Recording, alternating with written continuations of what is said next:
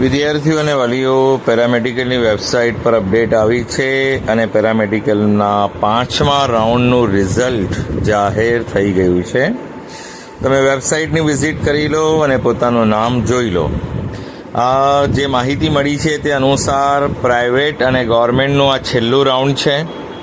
આના પછી હવે ફક્ત ગવર્મેન્ટમાં સીટો ખાલી પડશે, નોન રિપોર્ટેડ રહેશે, એનું જ રાઉન્ડ આવશે.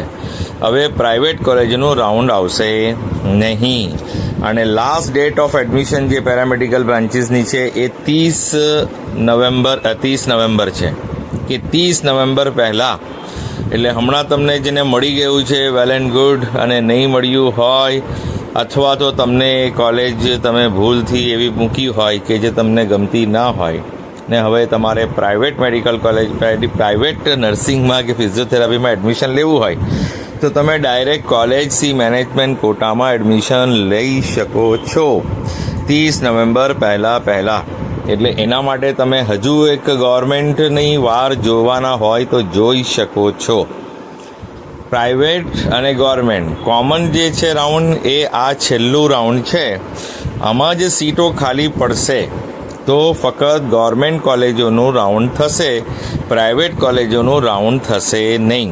એટલે જે તે કોલેજમાં સીટો ખાલી પડે તો ગવર્મેન્ટના રાઉન્ડ પૂરા થયા પછી પણ 30 નવેમ્બર પહેલાં તમે જે તે કોલેજમાં લેવા ઈચ્છતા હોય ત્યાં જઈને એડમિશન લઈ શકો છો મેનેજમેન્ટ કોટામાં. આમાં જોઈ લો તમને શું મળ્યું છે, બરાબર.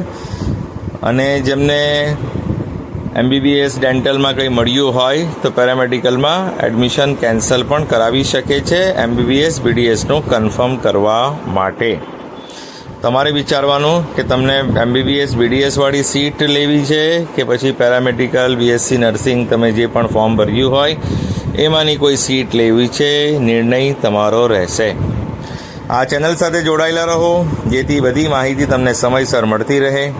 Thank you so much for listening, liking, subscribing and sharing.